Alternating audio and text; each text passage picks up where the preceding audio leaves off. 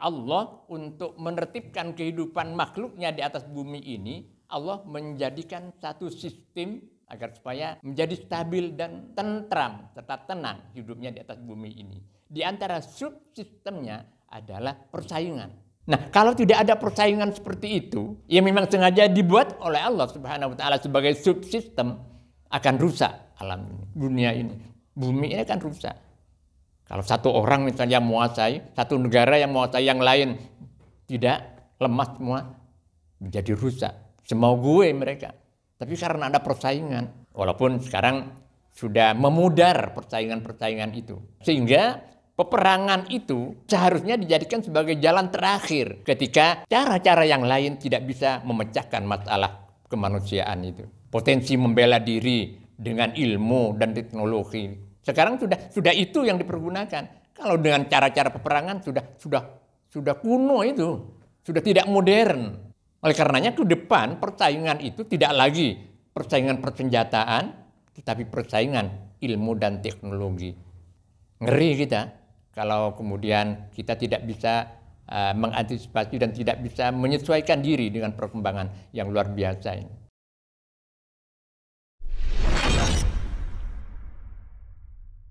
Bismillahirrahmanirrahim.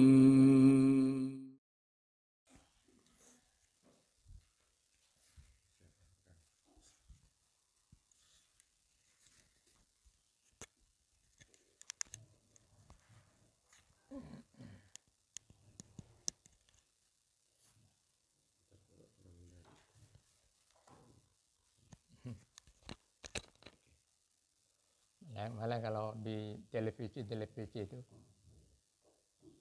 narasumbernya masih dibedai.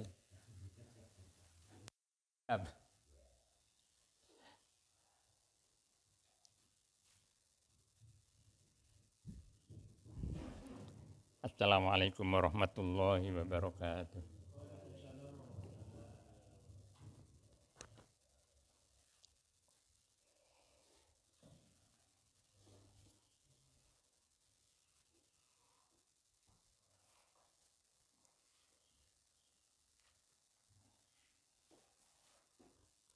Tartil Al-Quranul Karim.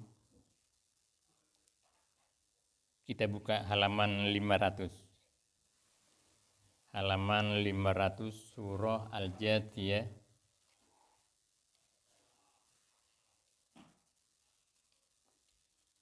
Ayat 22. Halamannya 500 surah Al-Jathiyah ayat 22.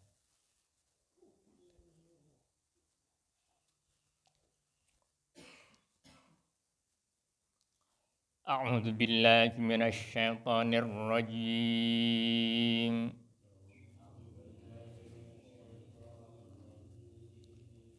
Bismillahirrahmanirrahim.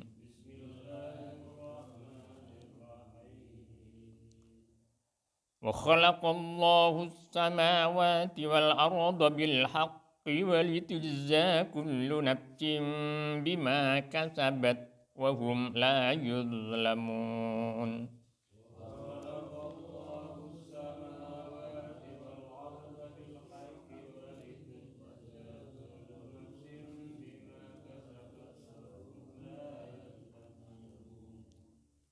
أفرأيت من اتخذ إلهه هواه وأضله الله على علم وختم على سمعه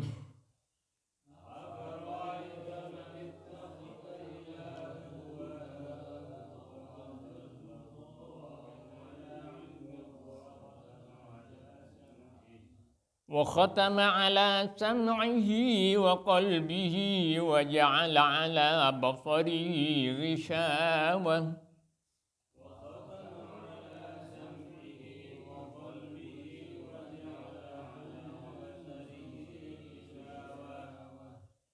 فمن يهديه من بعد الله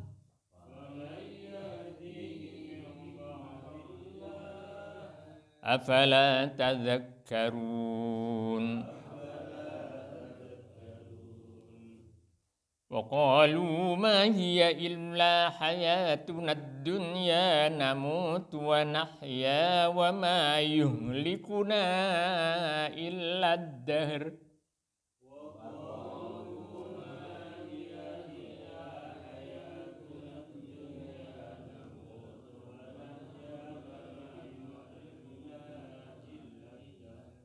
وما لهم بذلك من علم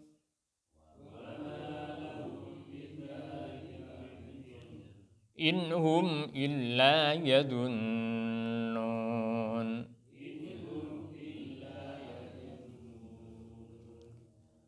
وإذا تتلى عليهم آياتنا بينات ما كان حجتهم إلا أن قالوا ائتوا بآبائنا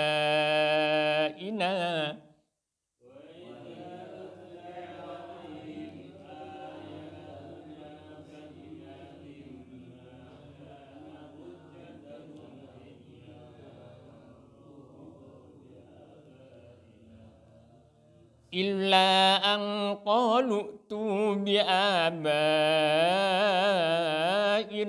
إن كنتم صادقين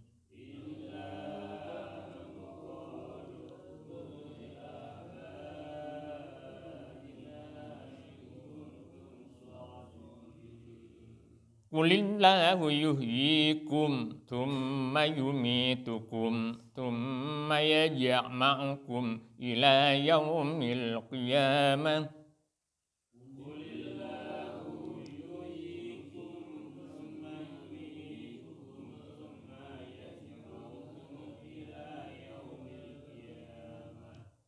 ثم يجمعكم إلى يوم القيامة لا ريب فيه ولكن أكثر الناس لا يعلمون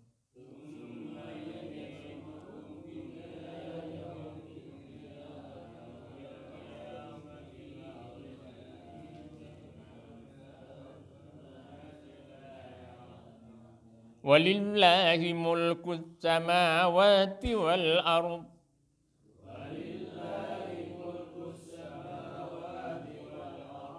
ويوم تقوم الساعة يومئذ يخسر المبطلون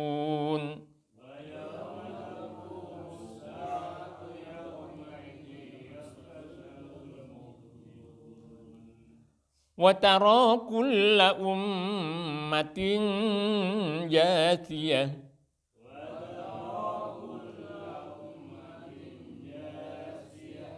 كل أمة تدعى إلى كتابها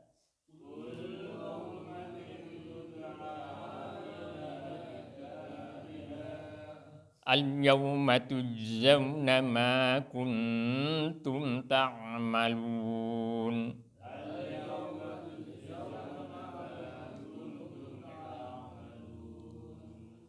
هذا كتابنا ينطق عليكم بالحق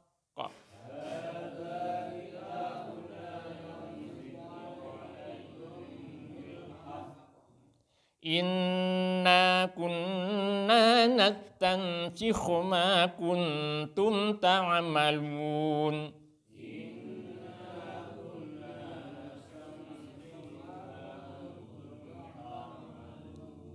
فأما الذين آمنوا وعملوا الصالحات فيدخلهم ربهم في رحمته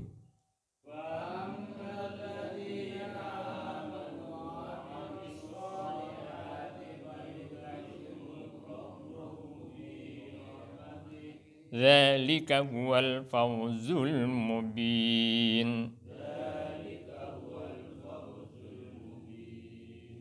وأما الذين كفروا Afalam takun ayati tutla alaikum fastakbartum wa kuntum qauman mujrimin.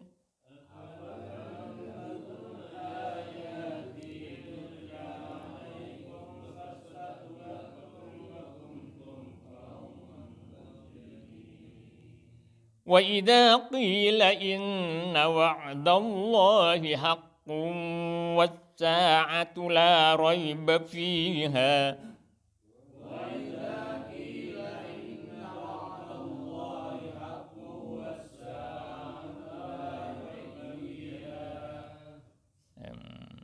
itu agak ditahan sedikit.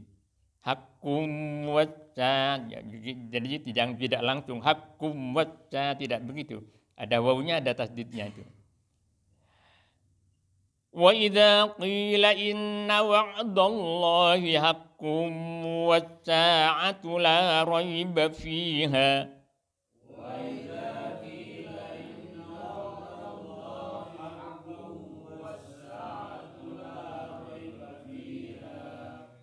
والساعة لا ريب فيها قلتم ما ندري ما الساعة إن نظن إلا ظنا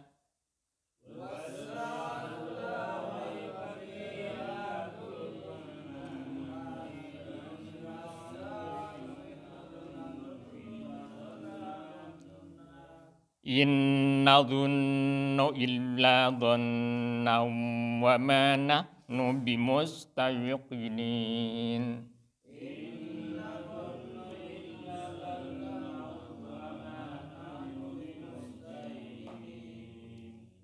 وبدا لهم سيئات ما عملوا وحاق بهم ما كانوا به يستهزئون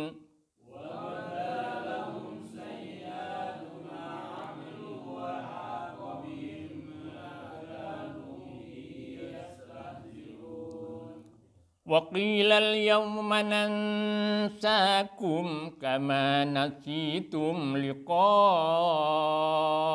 يومكم هذا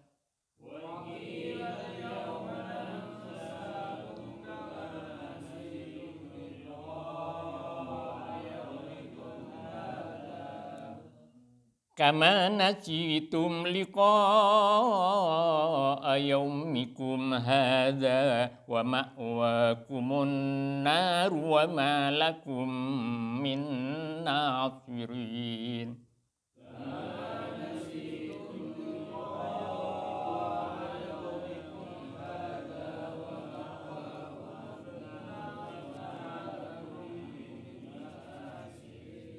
ذلكم بأنكم اتخذتم آيات الله هزوا وغرتكم الحياة الدنيا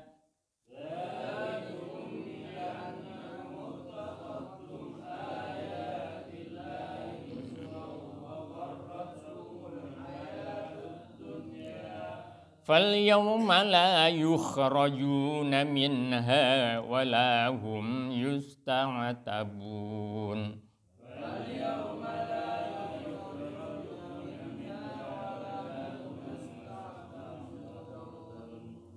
فلله الحمد رب السماوات ورب الأرض رب العالمين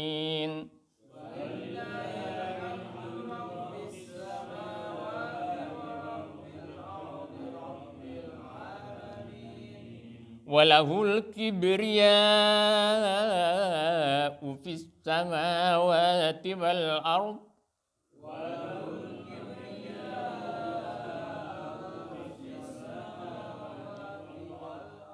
وهو العزيز الحكيم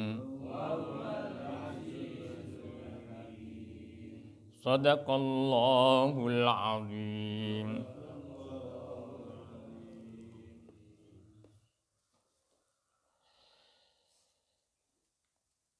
Tafsir Al-Quranul Karim. Kita buka halaman 337. halaman 337 surah Al-Hajj ayat 40.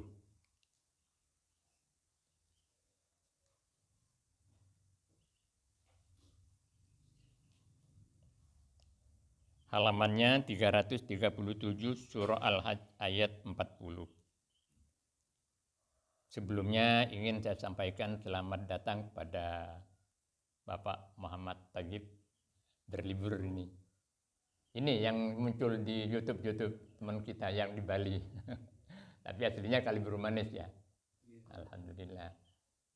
Ini lumayan. Jadi guide wisatawan asing di Bali. Jadi kalau kita mau ke Bali bisa diantar, minta antar teman. Siap Pak Abi. Baik Bapak. A'udzu billahi minasyaitonir rajim.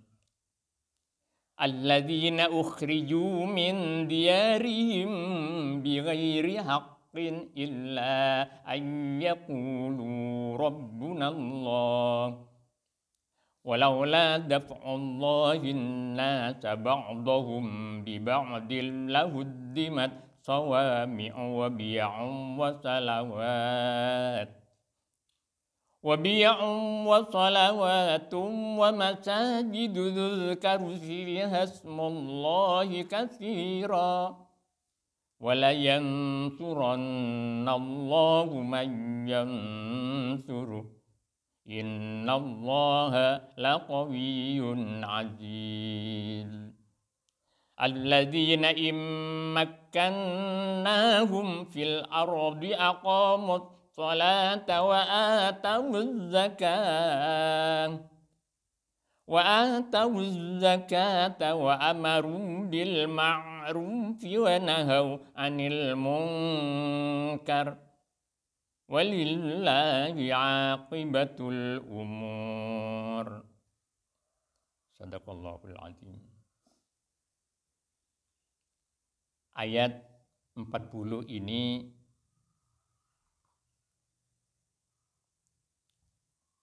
ada tanda nun kecil di dalam awal memulai ayat 40 ini. Nil ladzina. Tapi ketika diputus, nun itu tidak boleh dibaca. Nun kecil itu baru harus dibaca kalau ayat sebelumnya atau akhir ayat sebelumnya itu disambung bacaannya. Oleh karenanya, sebelum saya mengkaji ayat 40 ini, maka perlu persepsi pada ayat sebelumnya.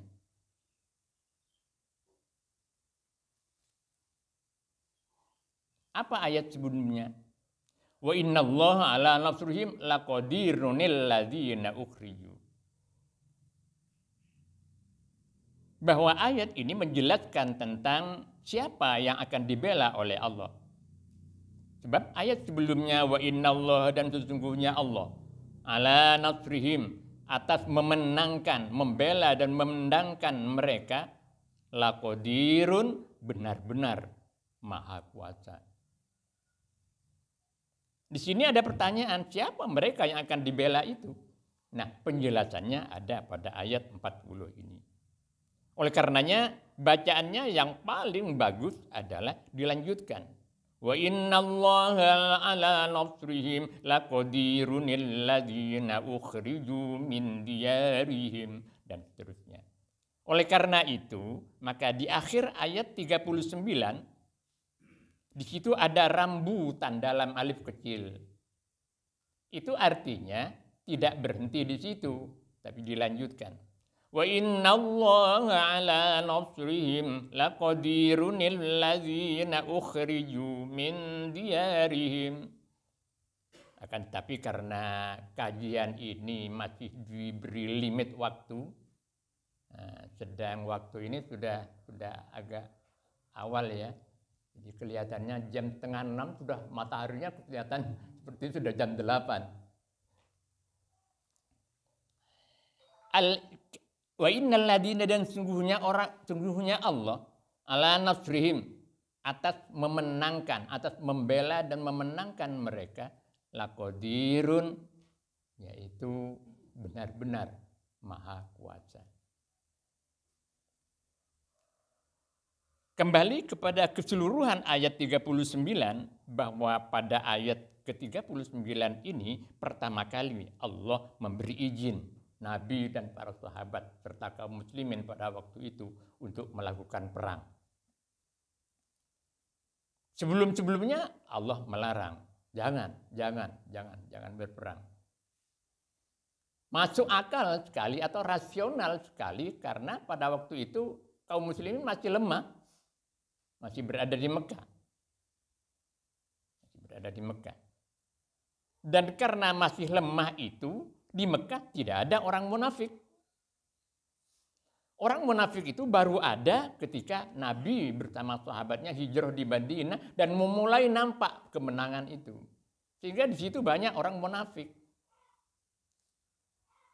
Muncul orang munafik, tapi di Mekah tidak ada orang munafik. Siapa yang mau ngatok ke Muslim orang-orang Islam pada waktu itu lemah? Mau apa yang akan diambil? Apa yang akan dipamrih? Sesuatu yang munafik itu bila kita menghadapi satu kelompok atau komunitas masyarakat yang sudah bagus, sudah mapan. Di situ biasanya muncul kemunafikan. Pura-pura, jadi di luarnya iya, tapi di batinnya tidak. Untuk pamrih, memperoleh sesuatu, kepentingan materi.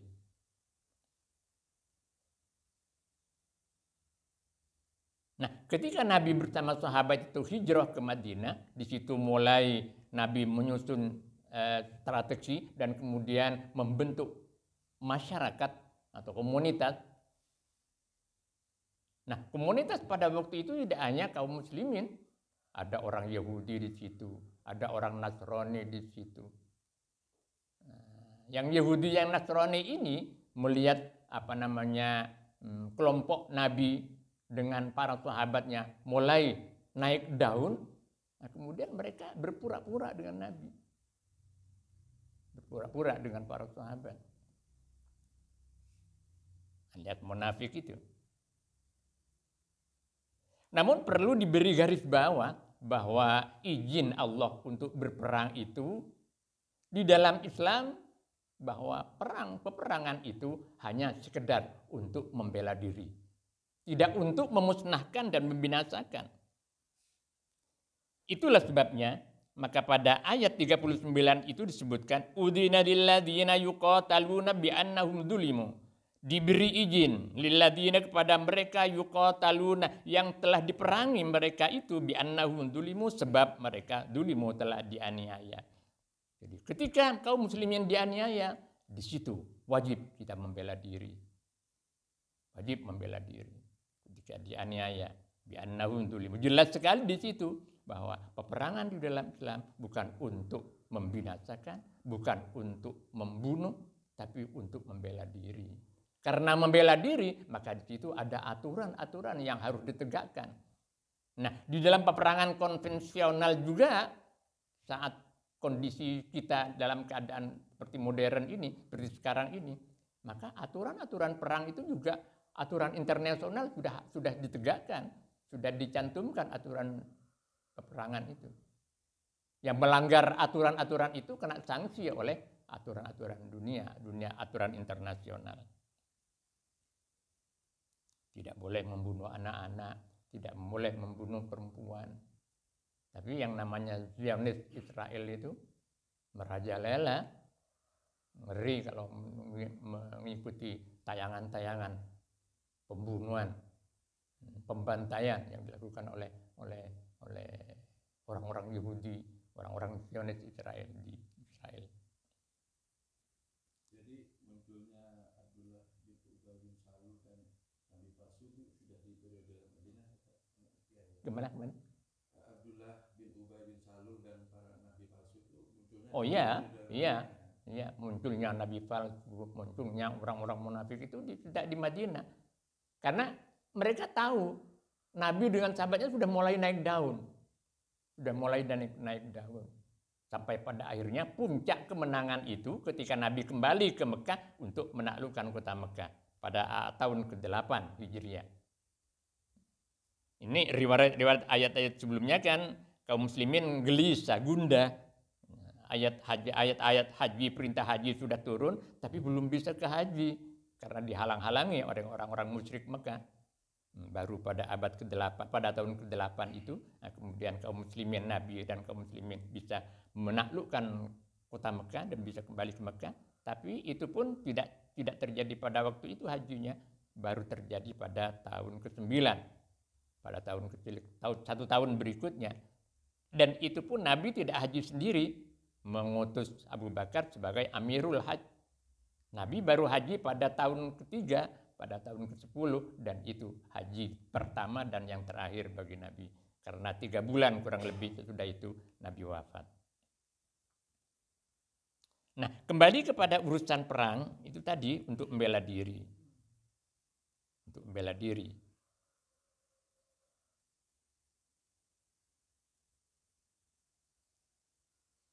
Pembelaan diri ini sifatnya fitri ya.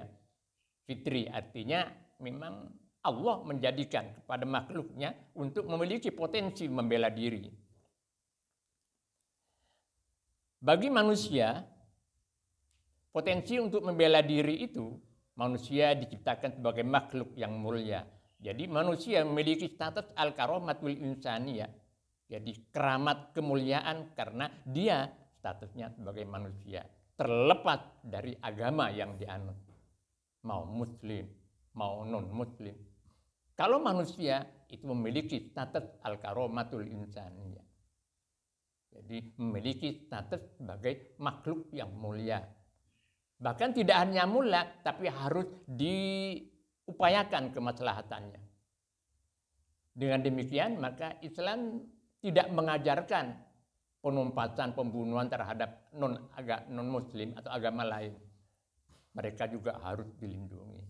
Seperti kemarin pernah saya contohkan, Nabi ketika jenazah orang Yahudi lewat, Nabi berdiri. Karena berdiri, menghormat maksudnya. Tapi para sahabat gumun, apa gumunnya? Getun. Loh, kok berdiri Rasulullah? Akhirnya tanya juga pada Nabi, kok berdiri Rasulullah? Ya, itu kan manusia juga. Itu kan mereka dia orang Yahudi Rasul. Ya, tapi dia kan manusia juga. Nah, di sini sebetulnya ajaran Islam itu sangat manusiawi, sangat manusiawi. Jangan karena kemudian berbeda agama, kemudian kita berbuat semena-mena terhadap saudara kita yang non-muslim itu. Saudara kita sekemanusiaan. Itu potensi yang pertama yang diberikan oleh Allah kepada manusia untuk membela diri. Nah, karena status demikian, maka antara satu manusia dengan manusia yang lain tidak boleh saling mengganggu. Kenapa? Karena sama-sama mulianya. Manusia si A itu memiliki status mulia, si B juga memiliki status mulia. Di sini kemudian terjadi tidak saling mengganggu. Kemudian yang kedua, terhadap manusia diberi kemampuan berpikir untuk merancang dan mempertahankan hidupnya serta kesejahteraannya, kemaslahatannya. Berpikir. Bagi binatang itu jelas sekali, masih jelas juga potensi membela diri itu. Kalau macan atau harimau itu membawa daya cengkram yang luas, yang keras, kemudian ngejar mangsanya itu juga sangat cepat, sangat kuat. Kalau burung elang itu, kalau kita lihat di tayangan-tayangan di YouTube itu, ada burung elang mangsanya yang lebih besar itu mampu karena daya cengkramnya, kukunya itu luar biasa. Itu potensi yang diberikan oleh Allah untuk membela diri. Tidak hanya kepada manusia dan binatang potensi membela diri itu diberikan oleh Allah. Terhadap tanaman, tumbuhan juga begitu.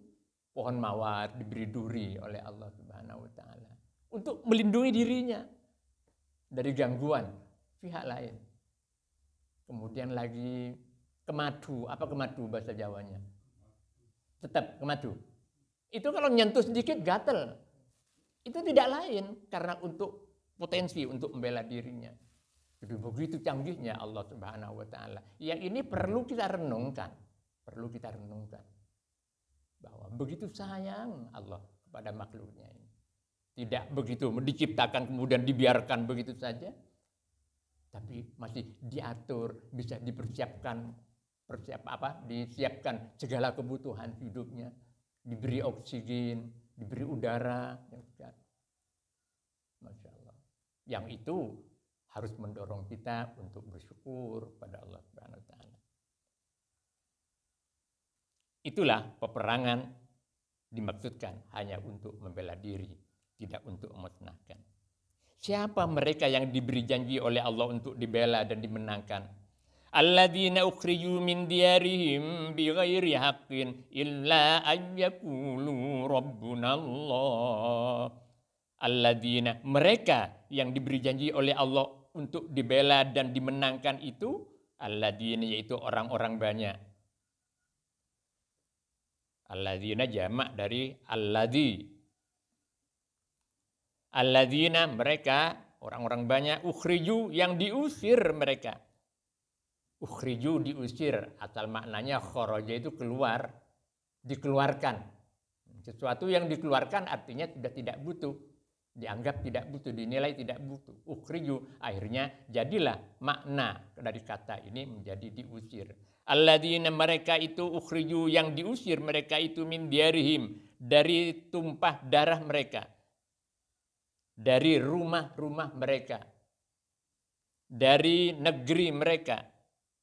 Bighairi haqqin, dengan tanpa alasan yang benar. Diusir. Ceritanya Rempang ini berarti. Kenapa? Ceritanya Rempang berarti ini. Iya. Ini tukang goda terus orang satu ini. Mancing saya untuk bicara politik terus. Saya nggak terpancing Pak Pano. Kemarin sudah terpancing sedikit, akhirnya saya minta Mas Rozak untuk mengedit itu. Akhirnya Mas Rozak ketemperan kan, kefotoan itu, mengeditnya rumit. Kita ulang. Alladzina ukhriju, mereka yang dijanjikan oleh Allah untuk mendapatkan pembelaan dan dimenangkan oleh Allah itu. Alladzina mereka orang-orang banyak, ukhriju yang diusir mereka itu min diyarihim, dari tumpah darah mereka, dari tempat lahir mereka, dari negeri mereka, dari rumah-rumah mereka, bighairi haqqin, tanpa alasan yang benar. Illa an yaqulu rabbunallah. Di dalam tata bahasa Arab, illa di sini bisa diartikan dua. Illa bisa diartikan kecuali, dan illa bisa diartikan tetapi. Karena di dalam tata bahasa Arab, istisna itu ada istisna muttasil bersambung, dan ada istisna mungqati namanya. Yang mungqati itu diartikan tetapi. Yang muttasil, yang bersambung pengecualiannya itu yang diartikan kecuali. Alladzina ukhriju min diyarihim bighairi haqqin, mereka itu ukhriju yang diusir mereka itu min diyarihim, dari negeri-negeri mereka. Yang dimaksud Nabi dan para sahabatnya. Aneh memang masyarakat muslim, kaum musyrikin Makkah itu. Kan ceritanya Nabi menjelang hijrah ke Madinah itu diintai oleh kaum musyrikin. Setelah mengadakan rapat gelap, sepakat semua akan membunuh Nabi. Allah memberitahu rencana busuk kaum musyrikin itu kepada Nabi. Akhirnya memerintahkan saudara sepupunya, sekaligus menantunya, Sayyidina Ali, untuk tidur di tempat tidur Nabi. Pakai selimutnya, selimut Nabi. Oh enggak, Muhammad masih ada, Muhammad masih ada. Padahal Nabi bukan di situ. Yang tidur di tempat Nabi sari itu Sayyidina Ali. Nabi sudah keluar, sudah datang ke rumah Sayyidina Abu Bakar untuk mendapat teman, bagi dijadikan teman. Abu Bakar diajak untuk berangkat hijrah. Berdua.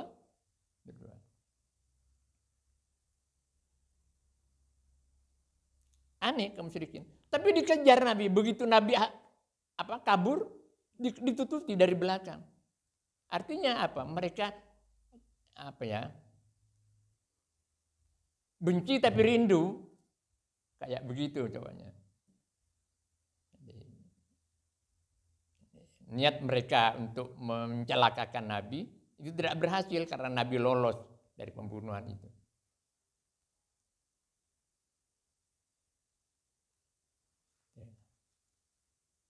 Akhirnya bersembunyi di gua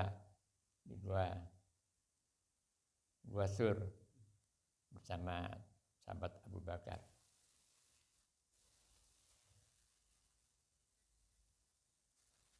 Ini yang dimaksud dengan mereka yang diusir. Itu yang dijanjikan oleh Allah akan dimenangkan, akan dibela.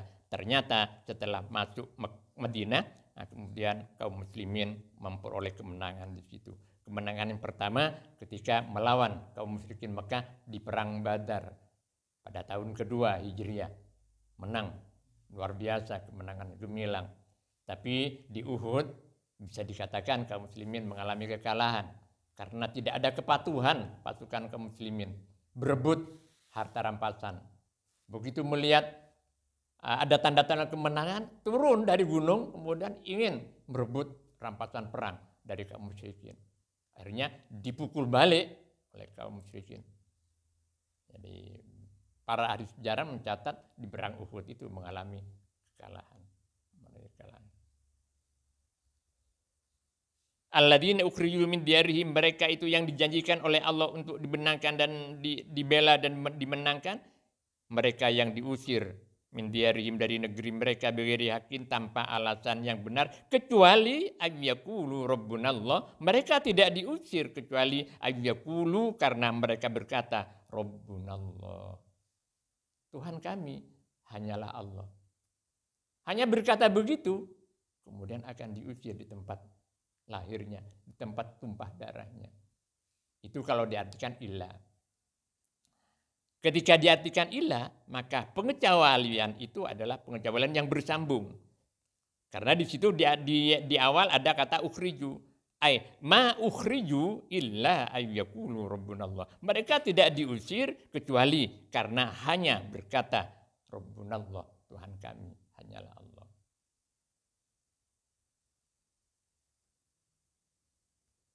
Bisa juga diartikan dengan tetapi. Alladzina ukhriju min diyarihim, mereka itu yang dijanjikan oleh Allah, ukhriju yang diusir, mereka itu min diyarihim, dari negeri mereka, bighairi haqqin, tanpa alasan yang benar, illa ayyaqulu rabbunallah. Tetapi ini rujukannya bukan kepada ukhriju, tapi kepada bighairi haqqin. Beda kalau diartikan tetapi. Tanpa alasan benar itu, tetapi alasan itu hanya berkata Rabbunallah. Nah, kalau disebut diartikan tetap ilah kecuali, maka hubungan ilah, kata pengecualian ini dikaitkan dengan kata ukhriju. Alladzina ukhriju, artinya ma ukhriju illa ayyaqulu rabbunallah. Itulah tata bahasa dari tinjauan dari tata bahasa Arabnya.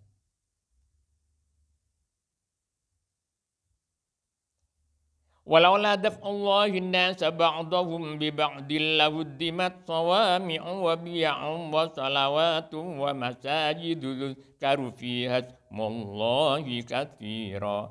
Walaula daf'ullahi, dan seandainya atau sekiranya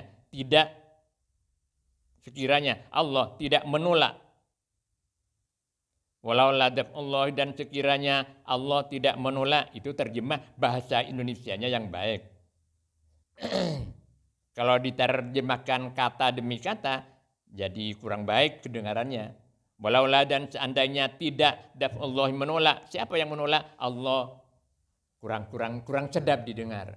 Tapi agar supaya terjemahan bahasa Indonesianya itu enak didengar, maka terjemahannya walaula, dan sekiranya Allah tidak menolak. Jadi enak didengar. Walaula daf'ullahi, dan sekiranya Allah tidak menolak. Menolak siapa? An-nas, kepada manusia. Menghalang-halangi maksudnya. Ba'dahum, kepada sebagian manusia itu, biba'din, dengan sebagian yang lain.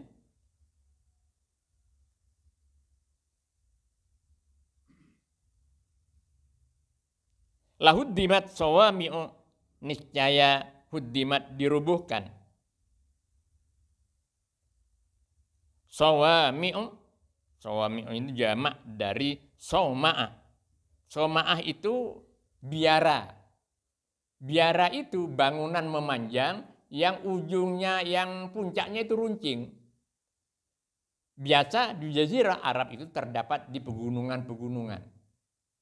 Biara dipergunakan oleh umat Nasrani untuk menyepi di situ dan merenung, tafakur, kontemplasi di situ, sambil menghindar dari kesibukan-kesibukan dunia di kota-kota, kebisingan, hiruk-pikuk dunia di kota. Artinya tirakatlah di situ. Sawma'ah, biara. Biara itu dalam kamus disebutkan bangunan memanjang yang dipergunakan oleh orang-orang Nasrani yang puncaknya itu runcing. Sawami'u, lahuddimat, niscaya dirubuhkan. Sawami'u, biara-biara. Wa biya'un, biya'un jamak daripada bi'ah, itu gereja, itu juga tempat ibadah orang-orang Nasrani. Wa sholawatun, ada yang mengatakan sholawatun itu jamak daripada sholatun. Yang dimaksud di sini adalah sinagog. Sinagog itu tempat ibadahnya orang-orang Yahudi.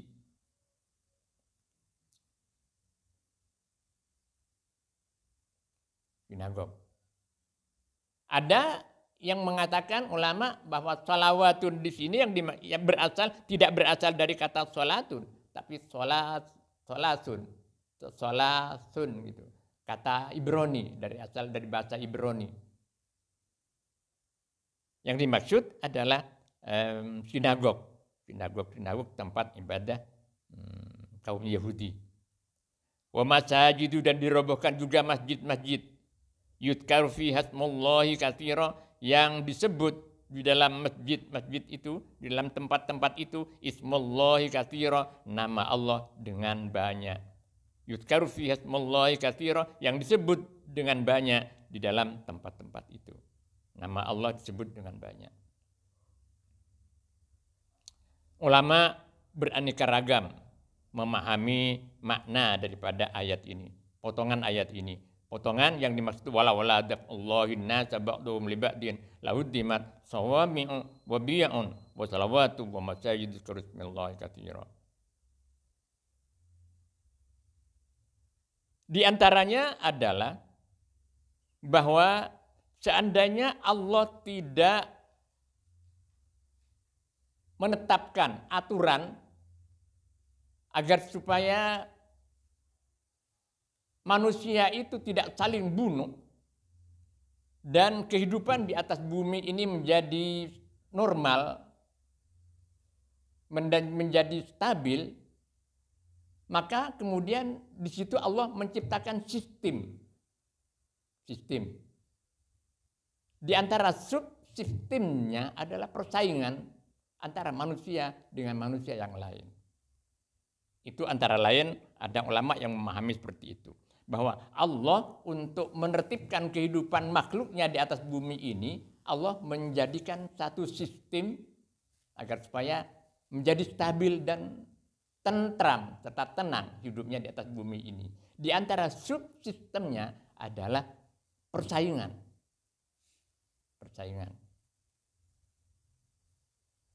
Nah, di negara modern, kehidupan manusia itu, kelompok-kelompok manusia itu teridentifikasikan dalam sebuah negara.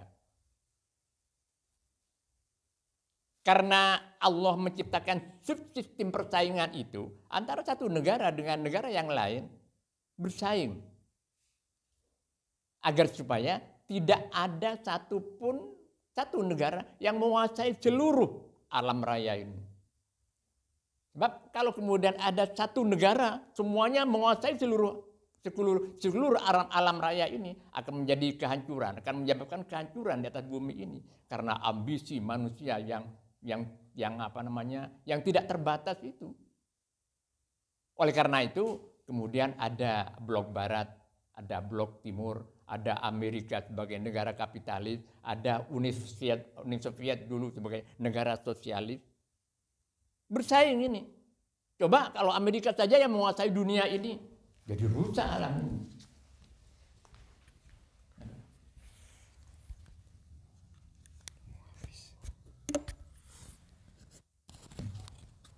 Kena sorot ini. Jadi kalau Amerika misalnya menguasai dunia ini, walaupun Amerika mengatakan sebagai polisi dunia, kalau apa katanya Amerika semuanya patuh, tapi sekarang sudah tidak seperti itu. Sebab di Asia sudah muncul persaingan yang bagus yang bisa mengalahkan Amerika. Bahkan dengan Rusia sekalipun walaupun sama-sama negara komunis. Siapa itu? Cina. Dan sekarang ekonominya rusak semua negara yang lain. Nah, kalau tidak ada persaingan seperti itu, yang memang sengaja dibuat oleh Allah Subhanahu wa taala sebagai subsistem, akan rusak alam ini, dunia ini. Bumi ini akan rusak. Kalau satu orang misalnya menguasai, satu negara yang menguasai yang lain tidak, lemah semua, menjadi rusak. Semau gue mereka. Tapi karena ada persaingan, walaupun sekarang sudah memudar persaingan-persaingan itu. Sudah memudar. Sehingga peperangan itu seharusnya dijadikan sebagai jalan terakhir ketika cara-cara yang lain tidak bisa memecahkan masalah kemanusiaan itu. Potensi membela diri dengan ilmu dan teknologi. Sekarang sudah itu yang dipergunakan. Kalau dengan cara-cara peperangan sudah kuno itu, sudah tidak modern. Oleh karenanya ke depan persaingan itu tidak lagi persaingan persenjataan, tetapi persaingan ilmu dan teknologi. Persaingan ilmu dan teknologi. Ngeri kita kalau kemudian kita tidak bisa mengantisipasi dan tidak bisa menyesuaikan diri dengan perkembangan yang luar biasa ini. Nah, coba sekarang dengan sistem pembelaan diri dengan peperangan, Rusia dan Ukraina dampaknya luar biasa ke dunia ini. Nah, kesulitan-kesulitan yang kita alami sekarang ini dampaknya adalah dari terjadinya perang itu. Antara lain seperti itu. Ya di samping karena kebocoran-kebocoran Pak Vano.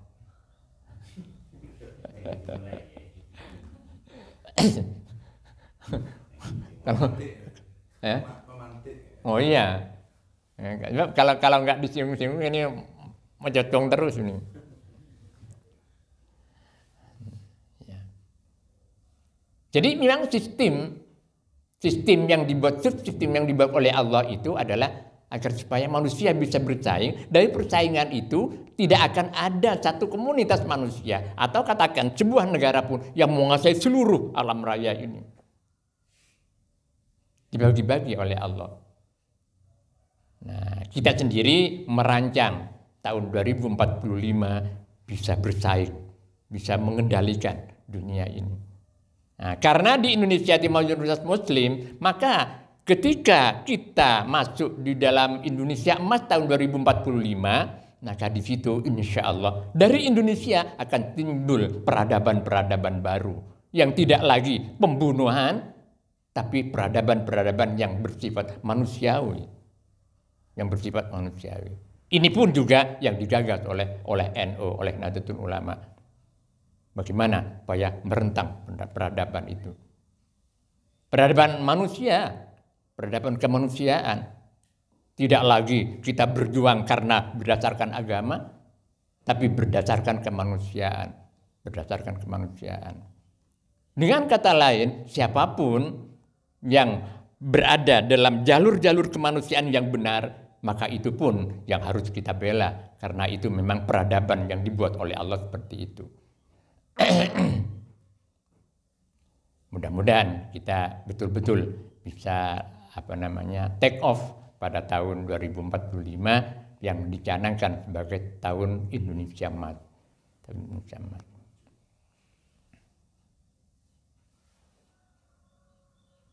Innallaha laqawiyyun aziz. Innallaha sungguhnya Allah. Wala yansurannallahu man yansuru. Wala yansurannallahu man yansuru, dan demi sungguh akan membela betul Allah. Sungguh akan membela Allah may yansuru, kepada orang yansuru, yang membela orang itu kepada Allah. Artinya membela agamanya. Membela agamanya. Membela agama tidak harus dengan kekerasan. Dengan kekerasan, berjuang di internal agama kita, bagaimana supaya meningkatkan kualitas keilmuan kaum muslimin, meningkatkan kualitas ekonomi kaum muslimin, dan seterusnya, sehingga mandiri, tidak tertekan oleh siapapun, tapi bisa mengatur dengan peradaban-peradaban modern, peradaban-peradaban yang ditetapkan oleh Allah untuk bagaimana menempatkan manusia itu benar-benar makhluk yang mulia. Jadi kemanusiaannya yang ditekankan. Wala yansurannallahu man yansuru. Innallaha laqawiyyun aziz. Innallaha sungguhnya Allah laqawiyyun aziz. Niscaya benar-benar maha kuat. Innallaha sungguhnya Allah laqawiyyun aziz, benar-benar maha kuat. Maha kuat. Dan maha memberi kekuatan terhadap siapapun yang dikehendaki. Laqawi. Aziz itu artinya banyak arti, tergantung fi'il mudhari'nya. Tergantung kata kerja masa kini dan masa datang. Kalau aziz itu fi'il mudhari'nya azza ya'uzzu. Azza ya'uzzu.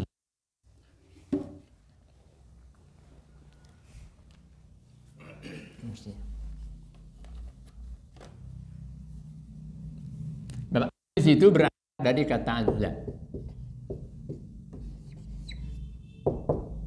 Ya'uzzu. Ada azza ya'izzu. Ya'izzu. Ada azza ya'azzu.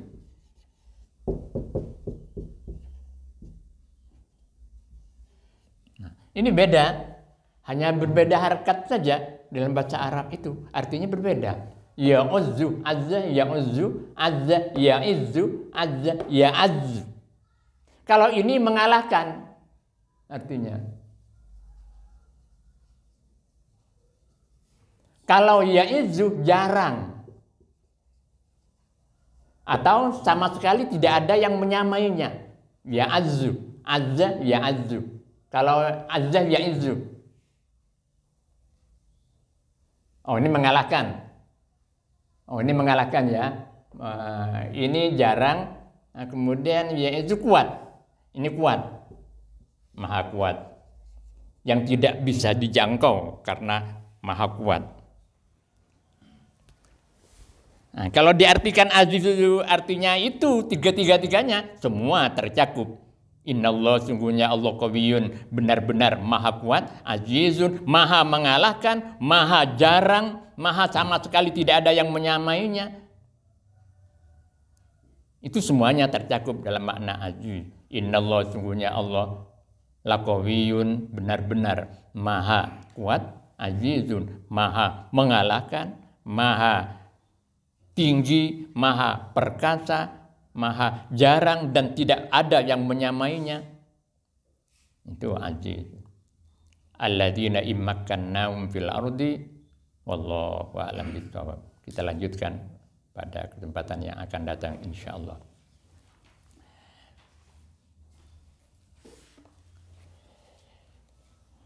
Jadi asbabun nuzul ayat ini ada korelasi dengan di surat As-Saff ayat 10 sampai 12 tentang Nasrullah wa Fathun Qarib.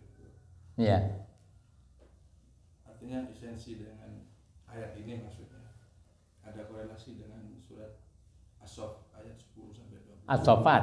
Ya, Surat Sof. Ya. Surat Sod. Sod. As-Saff. As-Saffat. Ya.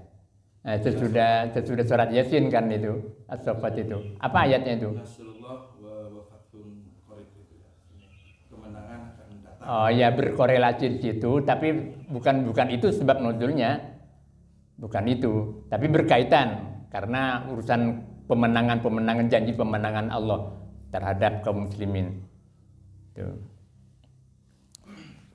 Baik Bapak, saya ingin mengartikan doa yang kita baca setiap kita mengkaji Al-Quran ini. Kalamun qadbillah itu. Kalamun qadimul la yamullu sama'uhu tanazzaha an qawlin wa fi'lin wa niyati. Kalamun qadimun. Kalamun itu khobar, kalimat berita dari kalimat yang disimpan, yang dibuang. Itu adalah kalamun, sifat kalamnya Allah. Jadi Al-Quran itu adalah sifat kalam Allah. Qadimun, tapi yang qadim. Bukan Al-Quran yang ini. Kalau ada Al-Quran yang ini hadis baru. Siapa yang cetak ini? Ya percetakan. Itunya baru. Bukan ini yang dimaksud. Tapi kalam Allah yang melekat pada zat Allah. Itu kalam. Allah memiliki sifat kalam. Wujud, kita baqa, mukhalafatul hawadits, qiyamuhu binafsi wahdaniyat, qudrat idrad, terus kalam. Allah memiliki sifat bercakap-cakap. Allah memiliki sifat berbicara. Tapi bukan ini. Bukan ini. Ini hadis ini. Ya, karena dicetak tahun berapa ini? Baru.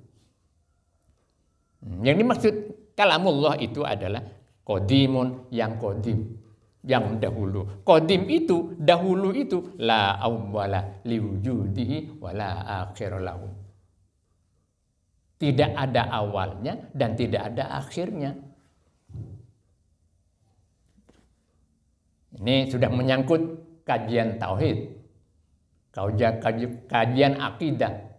Jadi kalamun itu adalah Al-Quran, itu kalamun, yaitu kalamun firman Allah, ucapan Allah. Qadimun, yang qadim, la yamullu sama'uhu, yang tidak membosankan sama'uhu, mendengarkan kalamullah itu. Tidak pernah bosan kita dengar.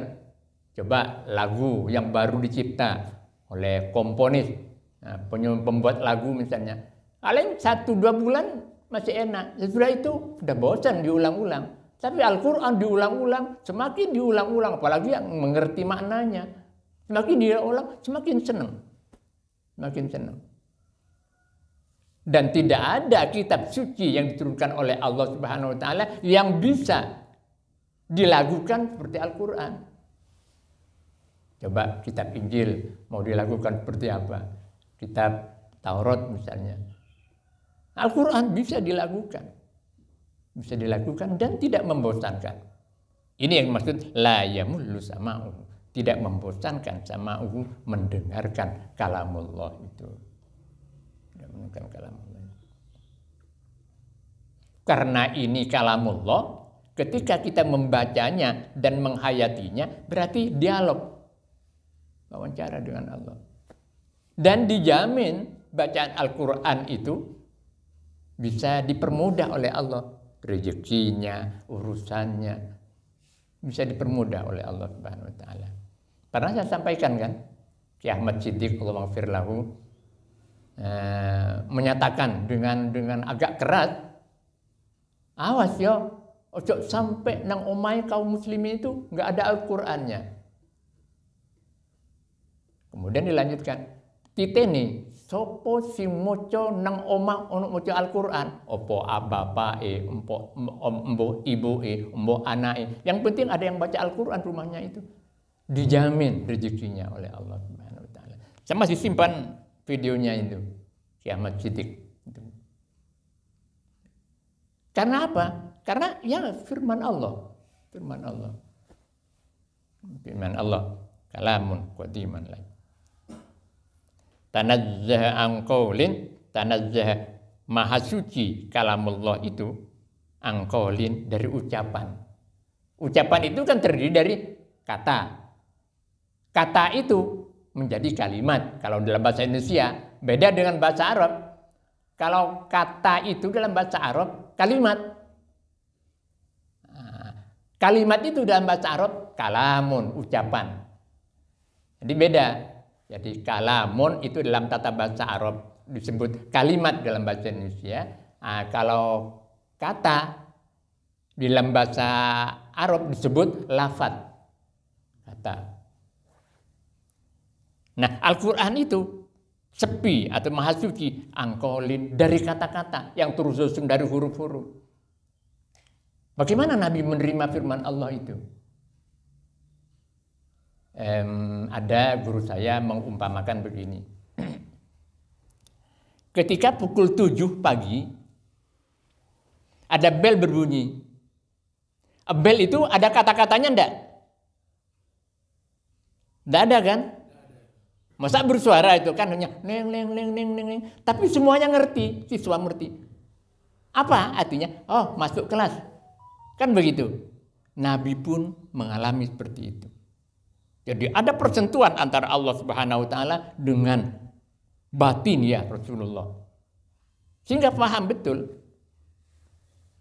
Ayo Mbak, di depan dulu.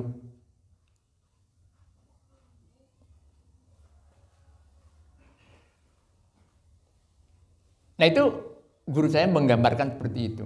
Ibarat bunyi bel. Nah orang yang tidak paham, tidak tahu bunyi bel itu. Yang tahu hanya siswa. Ketika bel, siswa tahu. Tapi orang lain tidak tahu. Kecuali memang diberitahu. Nah, begitu juga proses turunnya wahyu kepada para nabi, khususnya kepada Nabi Muhammad. Tanazza an qaulin wa fi'lin, dan fi'lin pekerjaan, rekayasa. Tidak direkayasa. Firman Allah itu kepada Nabi wahyu itu tidak direkayasa. Artinya tidak tersusun dari huruf dan sebagainya. Tidak seperti ini. Ini hanya untuk mempermudah saja kan, mempermudah.